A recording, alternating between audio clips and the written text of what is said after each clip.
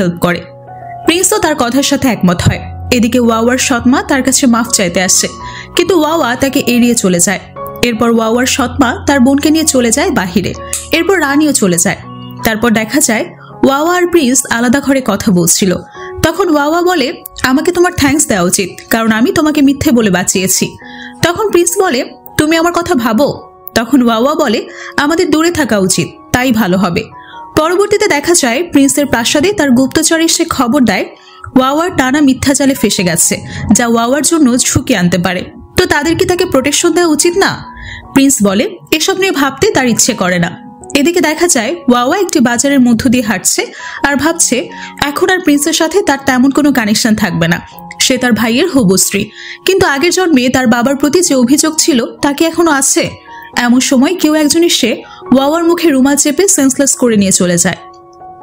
পরবর্তী দৃশ্য আমরা দেখি কয়েকজন মুখোশধারী কালো পোশাকের দুর্বৃত্ত ওয়াওয়াকে গর্ত করে ফেলে মাটি চাপা দিচ্ছে।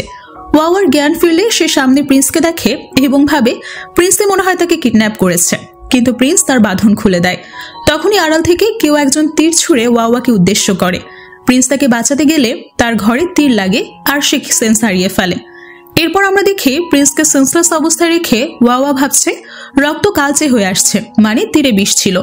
সেভাবে প্রিন্স মারা গেলে তার সব সমস্যার সমাধান হয়ে যাবে। কিন্তু কি মনে করে সে চুষে রক্তের বিষ বের করে দেয় আস্তে আস্তে, আর প্রিন্সের সেন্স ফিরে আসে। প্রিন্সের সেন্স ফিরে আসলে ওয়াওয়া বলে তীরটি কিন্তু বিষাক্ত ছিল, বিষ বের করে না দিলে তুমি মারা যেতে।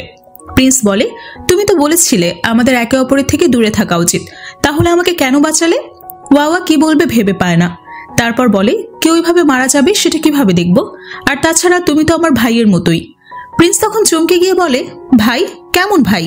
ওয়াওয়া বলে কিয়ানের সাথে আমার বিয়ে হচ্ছে আর তুমি কিয়ানের ভাই, সেই হিসেবে তুমি আমারও ভাই। তারপর সেখানে কিয়ান এসে হাজির হয়। প্রথমে সে ওয়াওয়াকে নিয়ে উদ্বিগ্ন ছিল, কিন্তু পরে দেখে তার ভাই বিষ মাখা তীরে আহত হয়েছে। কিন্তু প্রিন্স বলে ভাবি এই বিষটা বের করে দিয়েছে, এখন ঠিক আছি। ভাবি কথাটা প্রিন্স একটু খোঁচা দেওয়ার জন্যই বলে, আর কিয়ান যাতে উল্টোটা না বুঝে তাই ওয়াওয়া বলে সে হাত দিয়ে বিষ বের করে দিয়েছে, না হলে সে মারা যেতে পারত। মুখ দিয়ে চুষে বিষ বের করে দেওয়ার ব্যাপারটা সে এড়িয়ে যায়। এরপর দেখা যায় ওয়াওয়া আর কিয়ান একা একা কথা বলতে থাকে। কিয়ান বলে আমি তোমাকে রক্ষা করতে পারিনি, আমি প্রিন্সের মতো এত ক্ষমতা সম্পন্ন না, হয়তো আমি তোমার যোগ্য না। ওয়াওয়া বলে সমস্যা নেই, কারণ কিছু জিনিস আগে থেকেই বোঝাতে যায় না, এরকম দুর্ঘটনা ঘটতেই পারে। এরপর ওয়াওয়া তাদের সিকিউরিটির ব্যাপারে আরো সতর্ক হতে বলে কিয়ানকে, কারণ সবাইকে তো বিশ্বাস করা যায় না। তারপর কথায় কথায় একটি লকেটের কথা আসে, যার মূলত দুটো খণ্ড থাকে। যে দুজনের কাছে এই লকেটটা মিলে থাকে তারা সোলমেট এমনটাই মনে করা হয়। কিন্তু ওয়াওয়ার কাছে লকেট থাকলেও কিয়ানের কাছে নেই, এজন্য সে আফসোস করতে থাকে। এসব দূর থেকে প্রিন্স দেখে এবং মনে মনে খুব কষ্ট পায়। এরপর দেখা যায় ওয়াওয়া আনমনে লেকের পাড়ে হাঁটছিল আর ভাবছিল কদিন পরেই তার বিয়ে হবে কিয়ানের সাথে, কিন্তু তারপরও সে খুশি হতে পারছে না। এরপর হঠাৎ করে কে যেন তাকে ধাক্কা দিয়ে লেকের পানিতে ফেলে দেয়। সেখানে উপস্থিত ছিল প্রিন্স, আর সে সাথে সাথে পানিতে লাফ দিয়ে ওয়াওয়াকে সেখান থেকে তুলে নিয়ে আসে। তারপর ওয়াওয়ার বাড়িতেই প্রিন্স তার ভেজা কাপড় চেঞ্জ করে। তাকে যে পোশাক দেওয়া হয় সেটা তার গায়ে ফিট হয়ে যায়, এজন্য সে বলে এটা কি তার জন্যই তৈরি করা হয়েছিল কিনা। কিন্তু ওয়াওয়া বলে এটা কিয়ানের জন্য।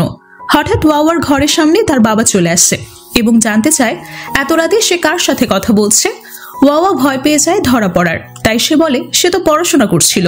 তার বাবা তাকে রাত না জাগতে বলার কথা বলে চলে যায়। এরপর ওয়াওয়া প্রিন্সকে ধরা পড়ার আগেই চলে যেতে বলে। পরদিন সকালে ওয়াওয়াকে দেখতে তাদের বাড়িতে ডক্টর আসে। তখন তার বাবা বলে আমার মেয়ে তো সুস্থ আছে, আপনি হঠাৎ করে কেন আসলেন? ডক্টর বলে আপনার মেয়ে ভেতর থেকে দুর্বল হয়ে গেছে, তার জীবন এখন শঙ্কাজনক। এ কথা শুনে ওয়াওয়ার জ্ঞান হারিয়ে ফেলে। এদিকে গুপ্তচরের মাধ্যমে এই খবর প্রিন্সের কাছে আসে। গুপ্তচর জানায় ওয়াওয়া এক প্রকার শয্যাশুয়ী। প্রিন্স ভাবতে থাকে ওয়াওয়া এখন এমন অভিনয় করছে কেন, কারণটা কি? সেদিন রাতে ওয়াওয়ার ছোট বোন যে কিনা কিনানের সাথে ধরা পড়েছিল, সে বাগানের রাস্তা পার হওয়ার সময় শুনতে পায় যারা এরকম অসুস্থ হয়ে শয্যাশায়ী হয় তাদের আত্মা আগেই বের হয়ে যায় আর তাকে কষ্ট দেওয়া মানুষকে ভয় দেখায়। এটা শোনার পর সেই বোন বাগানের লেকের পাশ দিয়ে যাওয়ার সময় অদ্ভুত কিছু শব্দ শুনে এবং ভয় পেয়ে যায়। হঠাৎ বিভৎস কিছু দেখে তার সামনে যে বলে আমাকে কেন মারতে চাইলে? তখনই সেই বোনটা ভয়ে মাথা নিচু করে বলে আমি কিছু করিনি, সবাই করেছে, সে তোমাকে ধাক্কা দিয়ে লেকে ফেলে দিয়েছে। একথা বলার সময় ওয়াওয়া তার মুখোশ খুলে ফেলে এবং সেখানে তার বাবা চলে আসে। বাবা এসে ছোট মেয়েকে থাপ্পড় দিয়ে বলে, অকৃতজ্ঞ বেয়াদব মেয়ে। তখন সেখানে ওয়াওয়ার সৎ মা আসে এবং জানতে চায় ওয়াওয়া এমনটা কেন করছে। তারপর সেখানে প্রিন্স এসে হাজির হয়। এবার ওয়াওয়ার সৎ মা তাকে বলে, তুমি তোমার বোনকে কেন ভয় দেখালে? তখন তাদের বাবা তাদেরকে বলে, ওয়াওয়া আমার মেয়ে, প্রথমে আমি তাকে বিশ্বাস করিনি, তোমরা তার পিছনে চক্রান্ত করেছ, কিন্তু এখন আমার মিথ্যা অসুস্থতার নাটক করে সত্যটা বের হয়ে এলো। এরপর প্রিন্সের সাথে একান্ত কথা বলার জন্য রুমে চলে যান। প্রিন্স ভাবে তাকে আবারও টেস্ট করতে হবে, আসলে কি সেটাকে অতীত জন্ম থেকে সে চেনে কিনা। এরপর প্রিন্স মাতালের অভিনয় করে ওয়াওয়ার কাছে যায়। ওয়াওয়া অবাক হয়ে যায়। প্রিন্স বলে, আমার শরীরে অ্যালার্জির রিয়াকশন হচ্ছে। দৃশ্য শিফট হয় কিয়ানের প্রাসাদে, যেখানে কিয়ানের মাস্টার তাকে বলে, যেহেতু তুমি বিয়ে করেছ এবং তুমিই বড়, তাই তুমি রাজা হও। কিন্তু কিয়ান না করে দেয় মাস্টারকে। এখানে আমরা জানতে পারি প্রিন্সের মা আর কিয়ানের মা এক না, তারা এক রাজা এবং 2 রানীর সন্তান। কিন্তু কিয়ানকে বেশি যত্নে বড় করেছেন রানী, এটাই কিয়ান অনেক বেশি মনে করে। সে সম্রাট হতে চায় না, এই বলে সে বেরিয়ে যায়। তখন মাস্টার বলে, আমি তোমার জন্মদাত্রী মাকে কথা দিয়েছিলাম, তাই তোমাকে আমি রাজা বানাবই, তাতে কাউকে শেষ করতে হলে সেটাও করব। এদিকে অ্যালার্জির রিয়াকশন থেকে মুক্ত করতে ওয়াওয়া প্রিন্সকে ঔষধ দিচ্ছিল আর বলছিল খাওয়া দাওয়া কন্ট্রোলে রাখা উচিত, যাতে অ্যালার্জি হয় সেই জিনিস কেন খান। এবার প্রিন্স জানতে চায়, তুমি কি জানো আমার অ্যালার্জি কেন হচ্ছে? ওয়াওয়া বিষয়টা এড়িয়ে যায়। প্রিন্স তখন সেন্সলেসের অ্যাক্টিং করে থাকে। এরপর হঠাৎ সেখানে কিয়ান চলে আসে। এত রাতে কিয়ানকে দেখে ওয়াওয়া আটকে ওঠে। কিয়ান এসেছিল তার মায়ের রেখে যাওয়া ছেলের বউয়ের জন্য যে উপহার, সেটা ওয়াওয়াকে দিতে। ওয়াওয়া দ্রুত সেটা নিয়ে বলে, এখন তো অনেক রাত, তার ভীষণ ক্লান্তি আর ঘুম পাচ্ছে, পরে কথা হবে। শুভরাত্রি বলেই সে দরজা লাগিয়ে দেয়। কিয়ান চলে যায়। কিয়ান যাওয়ার পর আমরা প্রিন্স আর ওয়াওয়াকে অন্তরঙ্গ হতে দেখি। পরদিন সকালে প্রিন্স তার কার্যালয়ে বসে কাজ করছিল। তখন তার রক্ষী তাকে বলে, আপনার ঠোঁটে কে অ্যালার্জির জন্য লাল হয়েছে নাকি? প্রিন্স হ্যাঁসূচক মাথা নাড়ায়। আসলে তার ঠোঁট হয়তো কেটে গিয়েছিল। এরপর রক্ষী তাকে চা এনে দেয়, যা ঠান্ডার জন্য উপকারী।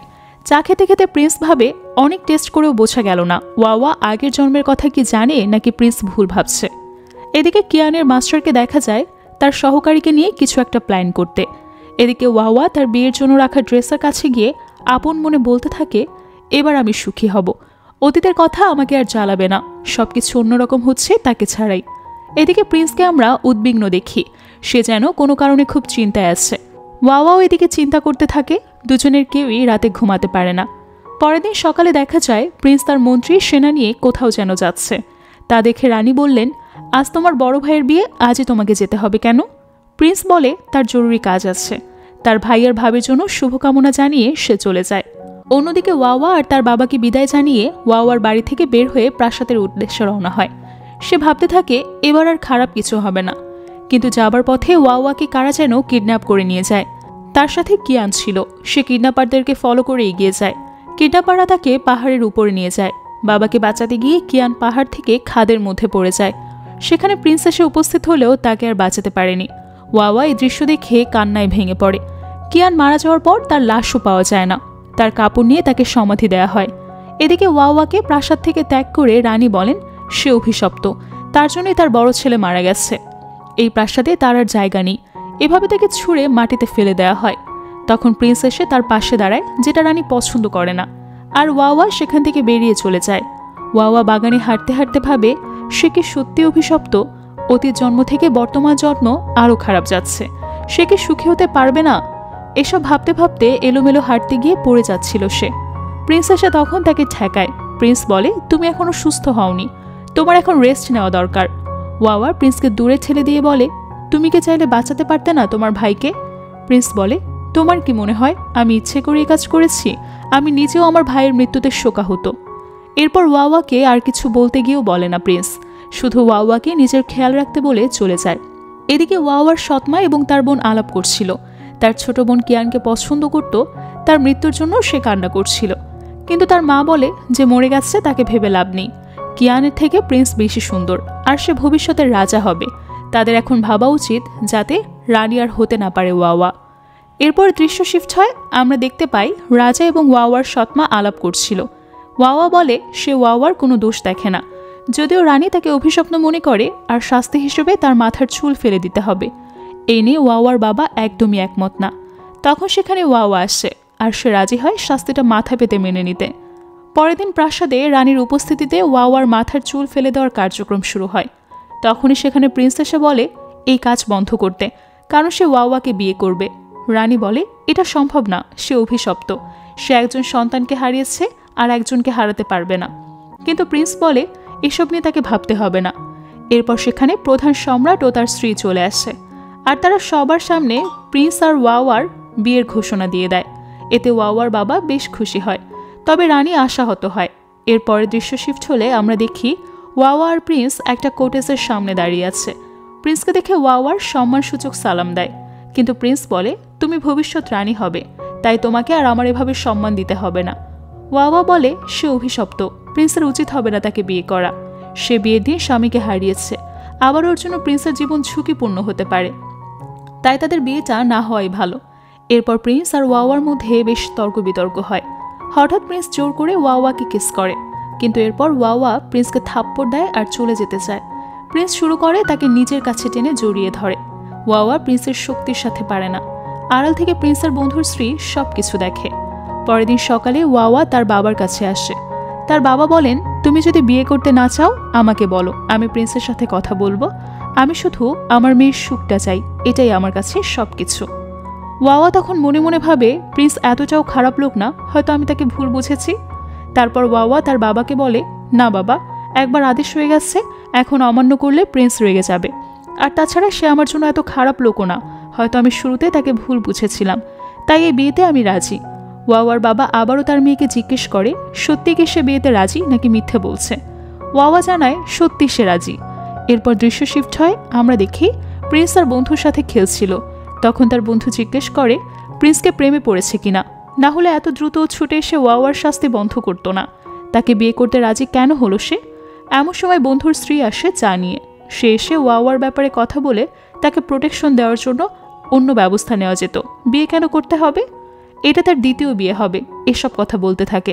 এর মধ্যে প্রিন্স তার বন্ধুকে বলে তুমি খেলায় হেরে গেছো, মানে ওয়াওয়ার বিষয়ে কারো কোনো কথাই প্রিন্স যেন পাত্তা দিচ্ছে না। এদিকে ওয়াওয়ার সৎমা এবং তার বোন থেমে নেই।